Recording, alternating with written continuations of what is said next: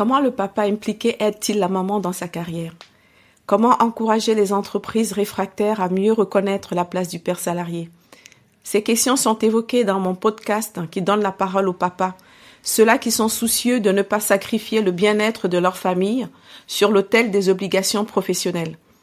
Je suis Clarisse Magnécou, coach professionnel certifié, maman de 2 formidables enfants. J'accompagne les femmes salariées ou entrepreneuses à concilier au mieux au quotidien la vie privée et la vie professionnelle.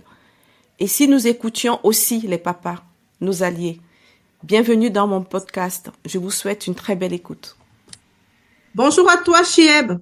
Bonjour Clarisse, le plaisir de t'écouter de nouveau après ces longues années parce que nous avons été ensemble dans une promotion aux IRA, donc très très heureux de te revoir pour cette occasion Clarisse. Merci à toi. Plaisir partagé et c'est grâce à LinkedIn que nous pouvons célébrer ces retrouvailles quelques années plus tard. Exact. Et c'est vraiment c'est un très bel événement en tout cas, c'est symboliquement important. Oui.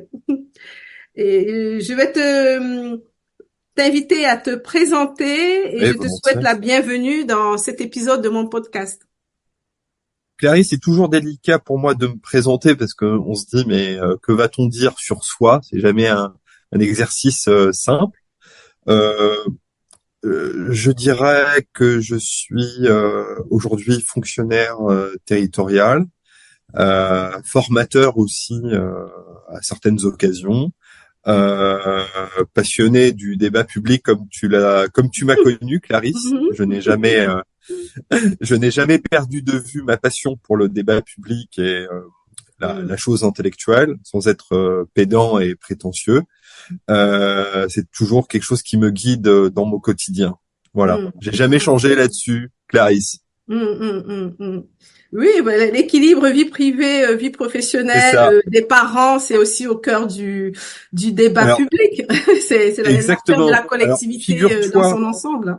Figure-toi, Clarisse, que j'accorde évidemment une grande importance à la question de la transmission, évidemment, mais je suis un jeune papa, mais je ne désespère pas justement de transmettre à mes enfants mes passions. Et je pense que c'est dans cet exercice que je trouve que être père a le plus grand sens.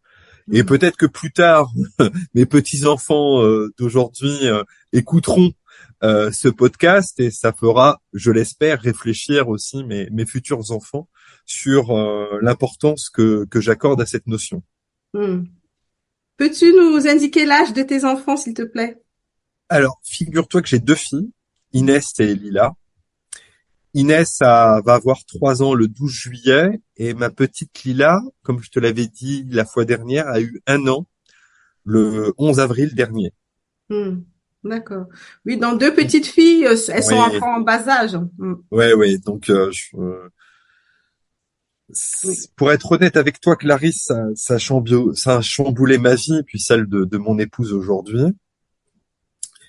Et ça me prend beaucoup de temps, évidemment les week-ends, les soirées, et évidemment dès que tu arrives à domicile, tes enfants, c'est ta première préoccupation, et ça te permet aussi d'oublier un peu le travail, et ça te ramène aussi à l'essentiel, parce que l'enfant c'est aussi cela, c'est s'en occuper, donner aussi beaucoup d'amour pour créer des liens. Et pour moi, c'est ce qu'il y a de plus beau dans les tâches qui sont dévolues aux parents. D'accord. Tu as partagé ton souci de la transmission. Que voudrais-tu que tes filles retiennent plus tard, justement par rapport à la question de la parentalité, de l'équilibre des temps de vie? C'est une très bonne question.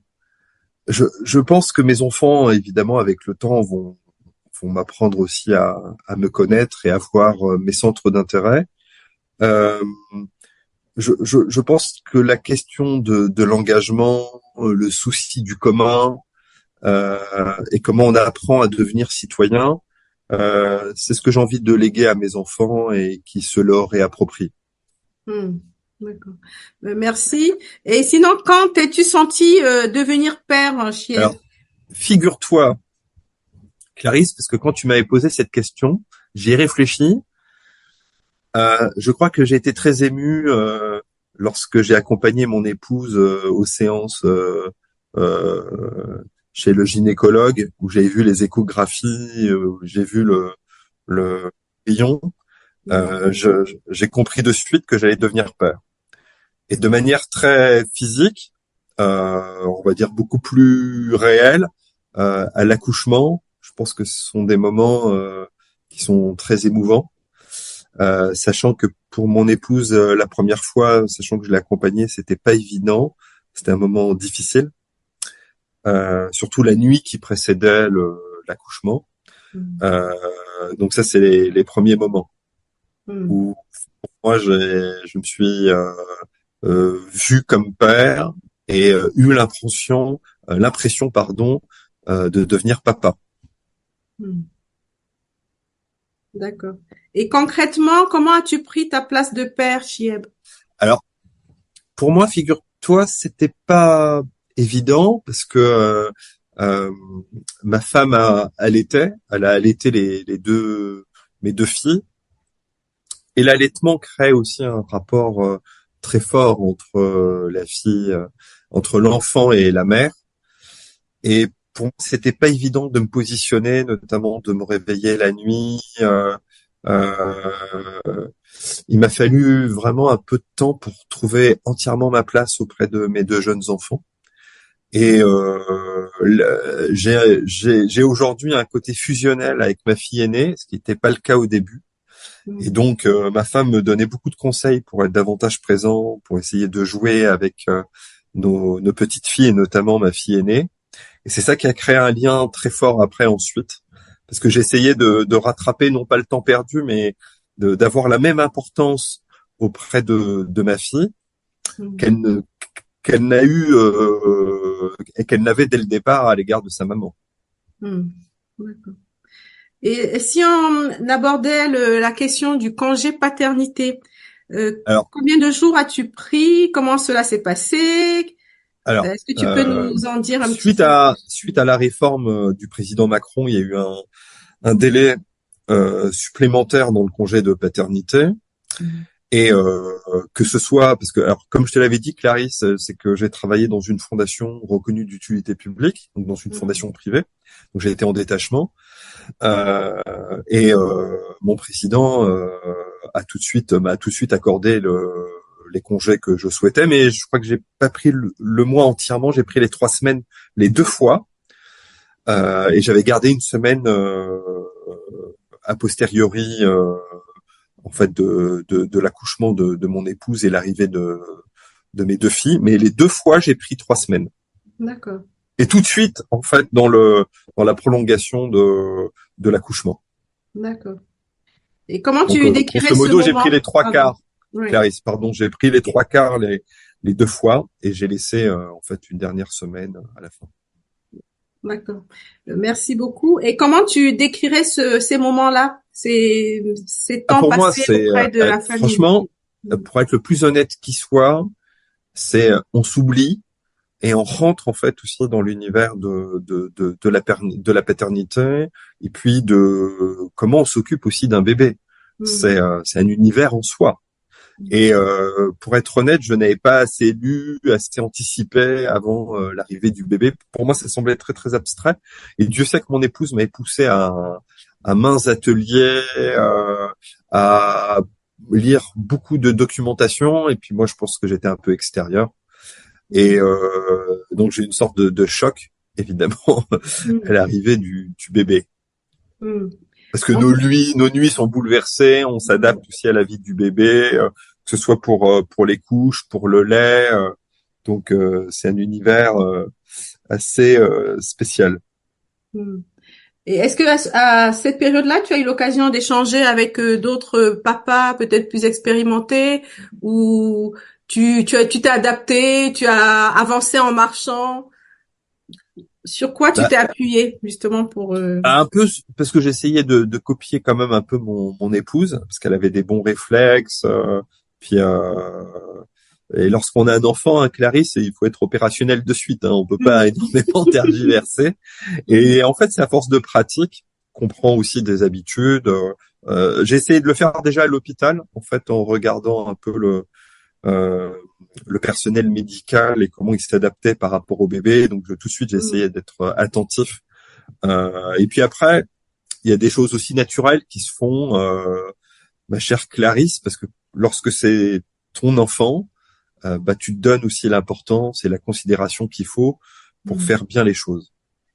Et moi, c'était surtout ça ma hantise, c'était de faire bien et et de prêter une attention à notre enfant qui venait de naître. D'accord. Et comment tu as trouvé ton chemin de père salarié à l'époque?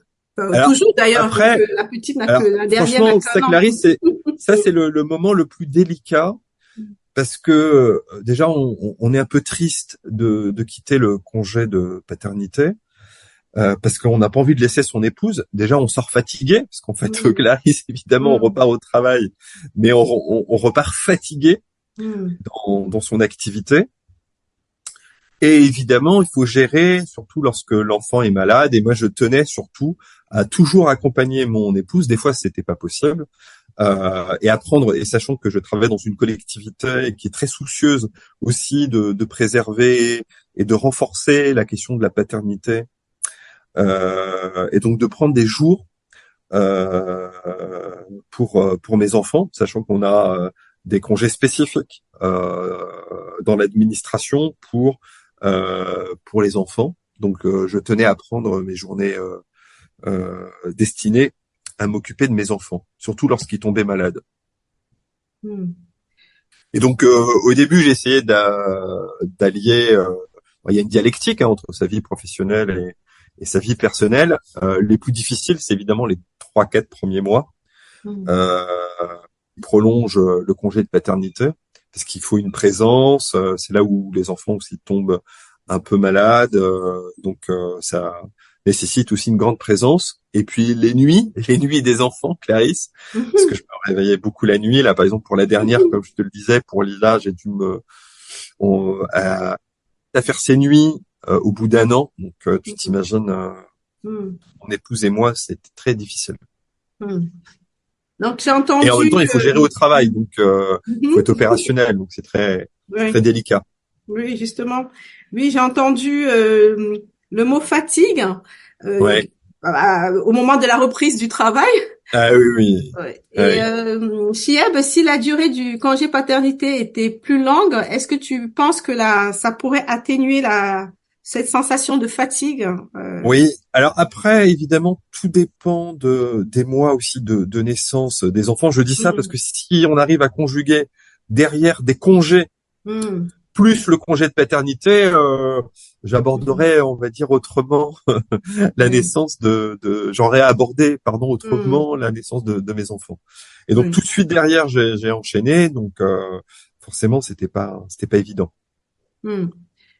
Et comment l'organisation du travail a été repensée, peut-être suite à la reprise du travail par la maman ou pour toi-même au quotidien au travail? Est-ce que tu as l'impression que le fait d'être père a eu un impact sur ton rapport au travail, ta manière de t'organiser? Alors après, Clarisse, simplement d'un ordre peut-être un peu trop philosophique, je dirais que ça me permettait de relativiser aussi certaines difficultés auxquelles on peut être tous confrontés en tant que cadre dans la société française et dans nos activités.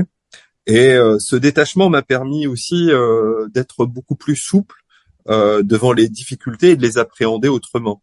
Et pour être honnête avec toi, quand je pense à mes enfants, je me dis déjà d'une part qu'il y a une autre vie après notre activité, mais c'était important aussi pour moi de m'épanouir au travail, parce que je considère que le travail, que la liberté de travailler est une richesse énorme, parce que d'une part on contribue en tout cas pour nous fonctionnaires, à la cohésion nationale, à la cohésion sociale, et c'était important pour moi de de m'épanouir, et je considère le travail comme un facteur d'émancipation de l'individu. Mais forcément, ça a complètement bouleversé aussi mon rapport au travail. Et puis, comme je te le disais aussi au téléphone, à l'ambition, à énormément de sujets qui corroborent nos activités. D'accord. Comment ça se passe lorsque l'enfant est malade? Est-ce que tout dépend de l'agenda de la maman et du papa? Comment vous vous organisez dans ces cas? Lorsque, parce que des fois, évidemment, c'est difficile de conjuguer les deux agendas, mais lorsque ma femme a des rendez-vous qui sont vraiment urgents sur le plan professionnel, moi, j'essaie de faire en sorte d'être présent, et elle, vice-versa. Donc, on essaie d'être très intelligent sur le positionnement, parce que des fois, on peut ne pas s'en occuper tous les deux. On essaie de le faire dans le maximum des cas, mais il arrive parfois que nos agendas ne nous le permettent pas. Et on essaye de se répartir les tâches intelligemment. D'accord. Donc, tu vois, ma chère Clarisse, je suis profondément féministe, enfin, je le pense, dans mon rapport à mon épouse et à la manière dont on se répartit les tâches, et que ce soit pas ipso facto tout de suite mon épouse à gérer les maladies de nos filles. D'accord. Oui, les chiffres aujourd'hui de l'INSEE montrent que la charge mentale domestique et parentale, bon, c'est un peu fort le mot charge mentale parentale, mais en tout cas, les responsabilités domestiques et parentales sont encore en majorité assumées par les femmes, par les enfants, et c'est important de prendre conscience de ces chiffres. Ah non, mais j'en suis conscient. Au mieux.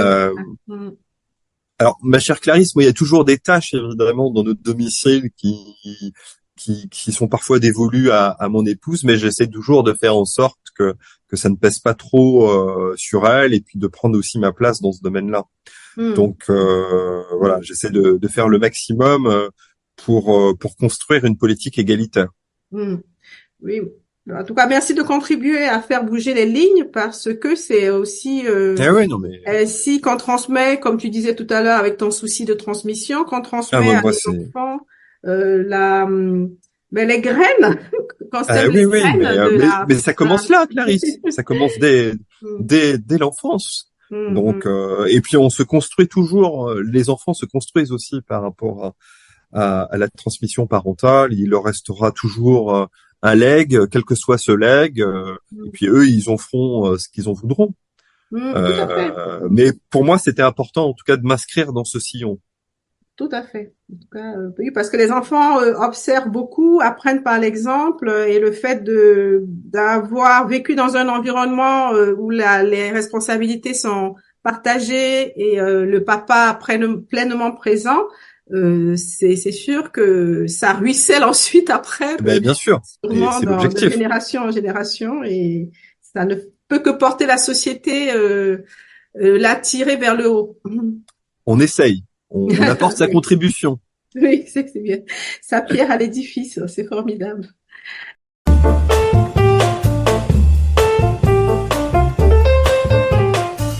Et si tu avais une baguette magique, comment aiderais-tu un jeune papa à concilier la vie privée et la vie professionnelle, s'il te plaît?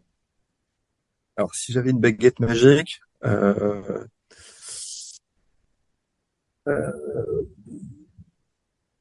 pense que j'agirais principalement sur les questions des mobilités. Parce que bon, moi, il s'avère que je fais quand même un peu de transport dans mon quotidien, mais je ferai en sorte quand même d'avoir un travail à proximité de mon domicile pour me rendre davantage disponible pour mes enfants lorsqu'il y a des difficultés. Et puis, tout jeune parent connaît un peu ces difficultés les premiers mois notamment. Et moi, je ferai en sorte de faire un peu moins de trajets et d'être davantage présent. Après, on peut renforcer aussi, Clarisse, la question du télétravail, mais parfois, il y a aussi des obligations d'être en présentiel, parce que c'est difficile aussi de construire une identité de service avec les télétravails et les nouveaux chamboulements dans l'organisation du travail. Alors, je suis pas un expert, hein, Clarisse, de ces questions, mais je trouve que c'est pas simple. Mais de prime abord, j'agirais sur la question des mobilités pour assurer une plus grande présence et de faire des allers-retours en fait entre le domicile et le travail. Ce serait pas mal. Et Oui, parce que parfois on n'a pas le choix, on peut pas le faire. oui, justement, Eh oui, on s'inscrit dans un contexte de travail avec ses rouages, avec ses exactement. process. On n'a pas Ouais. forcément toujours C'est la très main difficile. sur. Oui, Ouais. tout à fait. Mm. Mais Et j'agirais sur ça, oui. Clarisse. Non, mais c'est important. En plus, quand on vit dans une grande région comme l'Île-de-France, la question du trajet, le domicile-travail est vraiment est capitale Ouais, dans ouais. Ça se l'équilibre de partage. la vie privée, de la vie professionnelle, en effet. Et le télétravail, comme tu dis, peut être un levier justement pour gagner du temps, avoir des journées plus flexibles et Exactement. voilà, être plus présent auprès des siens. Tout à fait. Mm. S'il te plaît, quelle héroïne aurais-tu aimé être, hein? Est-ce qu'il y a un modèle inspirant? Est-ce que voilà, tu penses à une femme, une personnalité euh, qui t'a ou qui t'inspire toujours aujourd'hui? Euh, Il y en a une, Clarisse, parce que quand tu m'as posé la question, je me suis dit bon après tu me diras que ça répond un peu à mes tropismes, mais j'ai beaucoup aimé Edmond Charleroux, qui était euh, une dame dont le père a été, je crois, ambassadeur. C'est une femme très libre qui a présidé l'Académie Concours et qui avait un rapport au monde, une élégance, un style, du caractère, euh, et symbolise à certains égards l'histoire et l'émancipation des femmes dans la société française. Mhm. Et j'ai beaucoup aimé cette dame. Mhm. D'accord. Merci de rendre hommage à cette personnalité féminine. Cette femme de lettres, cette femme libre. Clairement, tu me donnes envie de lire ses œuvres. Merci à toi. Il y a un côté un peu, j'avoue, Clarisse, un peu, voilà, un peu praticien entre guillemets, mais euh, mes derniers souvenirs avec cette dame, je l'ai rencontrée une fois parce qu'elle a écrit une biographie consacrée à une femme tout aussi éblouissante, qui était Isabelle Eberhardt, qui était une intellectuelle qui est partie vivre dans la rive sud de la Méditerranée. Et Edmond Charleroux s'était aussi intéressé à Isabelle Eberhardt parce que c'était Mhm. un idéal de liberté Mhm. du féminin. Et Mhm. toute l'histoire du 19e et du 20e siècle, c'est cette longue histoire aussi de l'émancipation des femmes et de voir comment Edmond Charleroux s'inscrivait dans cet héritage historique du 19e jusqu'à aujourd'hui, jusqu'à prendre une place forte dans le monde des lettres. Elle a été aussi la compagne de Gaston Defferre, qui était maire de Marseille, et la littérature qui l'a amené à présider le prix Goncourt, l'Académie Concours. Voilà, tous ces éléments m'ont amené à m'intéresser à cette grande dame. Mhm. Oui, j'ai entendu à plusieurs reprises la liberté du féminin. Ouais. Euh, pourquoi c'est important pour toi? Qu'est-ce qui t'a amené Ben, vers en fait, d'une certaine manière, mon regard, il est aussi non pas très franco-nombriliste, mais il est lié aussi à l'histoire de France et euh, la place et la considération qu'on porte aux femmes, c'est aussi une question de civilisation. Hmm. Et c'est quelque chose auquel je crois dans mon fort intérieur et de manière prégnante. Et alors je sais pas si Clarisse, mon épouse, écoutera ce podcast, mais je pense que ça lui ferait plaisir que je dise cela. Hmm. Hmm. En tout cas, j'espère qu'elle écoutera et que tu Oui, oui, pourras oui. partager avec J'espère, moi son retour. Ce sera j'espère. vraiment avec plaisir. Et cette liberté du féminin, est-ce que tu as l'impression que dans les environnements professionnels que tu as côtoyés, ça s'exprime facilement? Quel est ton regard, Moi, ton mon regard, tout? Clarisse, c'est que je Hmm. pense que euh, euh, personne aujourd'hui ne remettrait en cause, euh, euh, je dirais comment je pourrais qualifier cela. Euh, euh, je pense que c'est la grande révolution silencieuse en fait. Euh, sur la longue durée, parce que je tiendrai un propos peut-être un peu plus politique, mais sur 20, 30, 40 ans, c'est l'affirmation aussi des femmes dans l'espace public, et que la place des femmes dit aussi beaucoup des sociétés dans lesquelles on vit. Voilà. Et et depuis, je dirais, Olympe de Gouges, avec la déclaration des femmes sous la Révolution française, jusqu'à l'émancipation de 68, et puis ce que nous vivons aujourd'hui, euh, c'est la révolution de l'égalité. Donc je trouve qu'il y a des progrès énormes, et évidemment, il y a toujours des angles morts, hein, Clarisse, il y en aura toujours, mais sur le ton long, sans parler de la société française, mais je dirais l'Europe dans sa globalité, donne une place égalitaire au genre féminin, et je pense que c'est la force de la civilisation européenne. Hmm. Oui, tout à fait. L'arsenal juridique est dense, vraiment Ouais, ça, c'est étoffé sûr. aujourd'hui. Il y a des avancées juridiques sont réelles. Encore des inégalités, comme le montrent les chiffres du gouvernement ou de l'INSEE. Et voilà, c'est important que les chiffres bougent encore de manière accélérée pour aller vers une égalité réelle sur le plan professionnel, puisque bon là, on parle vraiment de la conciliation vie privée, vie professionnelle, et aussi de la place du père salarié, comment l'employeur permet à cette place de s'épanouir. Et les actions pour concilier les temps de vie peuvent encourager les pères salariés à s'impliquer davantage dans les tâches domestiques et dans l'éducation des enfants, peuvent aussi les encourager à se détacher de l'injonction sociale à la forte disponibilité du père pour son entreprise. Forcément, ces actions ont un impact sur l'égalité professionnelle et sont un levier pour lever les freins à la carrière des femmes. Merci beaucoup, Chieb, pour cet échange qui permet de faire ressortir aussi le rôle de l'entreprise et la place du père salarié. J'espère avoir dit des choses un peu intelligentes, Clarisse, enfin, Non, j'espère. Mais comme tu m'as dit, j'essaie d'être le plus franc possible, et je pense que ça reflète notre entretien depuis 20-25 minutes. Très bien. Et avant de nous quitter, quelle question je ne t'ai pas posée et que tu aurais aimé que je te pose, s'il te plaît?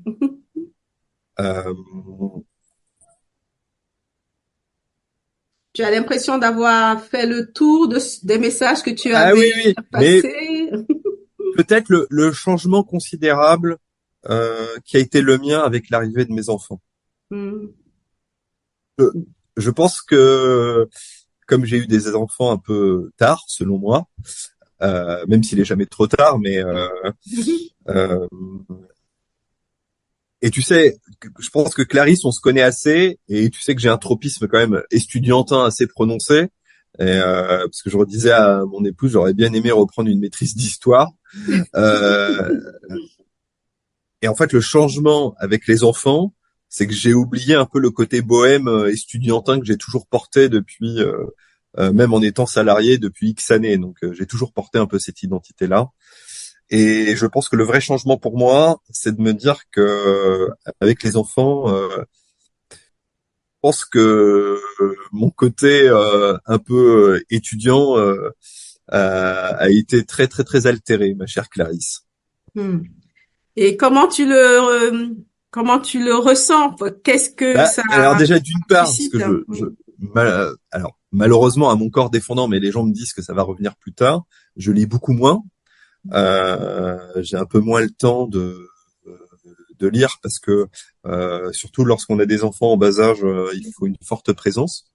Et je voulais pas laisser mon épouse s'en occuper seule, donc c'était très important pour moi d'être présent. Mais évidemment, ça prend un temps énorme et on voit pas le temps passer. Et donc, j'avais beaucoup moins de hobbies, d'activités. Je vais moins à des colloques, moins à des conférences. Et en même temps, j'en éprouve le besoin. Donc, c'est pas évident. Hmm, d'accord. Donc, cet arbitrage, pour le moment, tu t'en accommodes. Ouais, pour l'instant, je m'en Les filles accommode. sont Alors, petites. j'espère Hmm, pas. Alors, évidemment, Clarisse, me connaissant, je pourrais pas faire ça ad vitam aeternam. hmm, Euh, bon, d'avoir aussi des espaces de liberté. hmm, Et la lecture en est un. Euh, et puis, aller des conférences publiques en lien avec les thématiques euh, qui sont les miennes, c'est important aussi. Donc là, hmm, pour l'instant, franchement, depuis 3 ans, Clarisse, je me suis mis de côté hein, d'une certaine manière, donc c'est pas évident. hmm.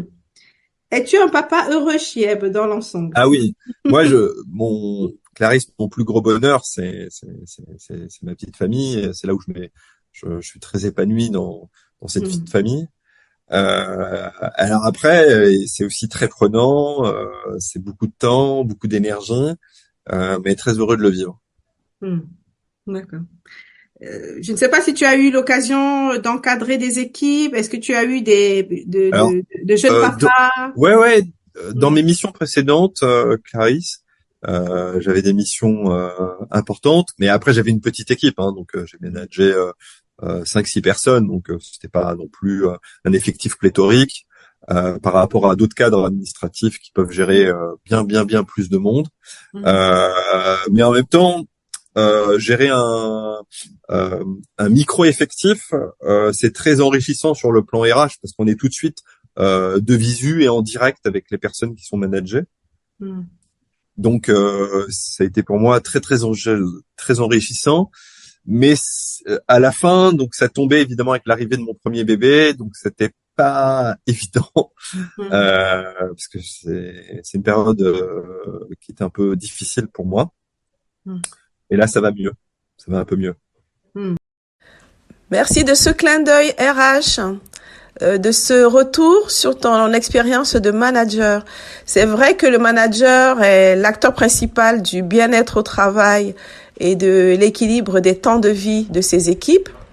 Et pour que ça marche, le manager doit prendre soin de son propre équilibre, prendre soin de son propre bien-être. Merci de nous le rappeler, c'est très important. Et Merci. un très grand merci, c'est très enrichissant. Merci en tout cas Clarisse de ta confiance et puis que tu estimais peut-être opportun que de m'interviewer à ce sujet et puis moi ça me permettait voilà de faire un pas de côté et puis de réfléchir un peu à, à ce que je vis Mm. dans ma vie de famille et d'y réfléchir un peu et puis de laisser voilà une trace et des mots sur cet épisode qui a bouleversé ma vie. Mm. Oui, je pense que des collègues fonctionnaires pourront aussi se reconnaître Oui, dans c'est possible. ce que tu C'est as possible. construit. Comme dynamique familiale avec ton épouse. En fait, l'équilibre des temps de vie est un enjeu fort pour tout professionnel aujourd'hui. Ça nourrit le bien-être physique comme mental et la productivité aussi, bien sûr. Ah, énorme. Pour tout professionnel. Quel plaisir, Chieb, de connaître un petit peu ta dynamique familiale et ton chemin de père. Encore merci. Merci à toi. Merci Clarisse. Très bon week-end. Et très bon week-end. À bientôt. Chers auditeurs, un grand merci pour votre écoute. Pour soutenir mon podcast, vous pouvez vous abonner sur votre plateforme préférée. Vous pouvez aussi le partager ou mettre des commentaires. N'hésitez pas à me suivre sur LinkedIn. Je vous dis donc à très bientôt.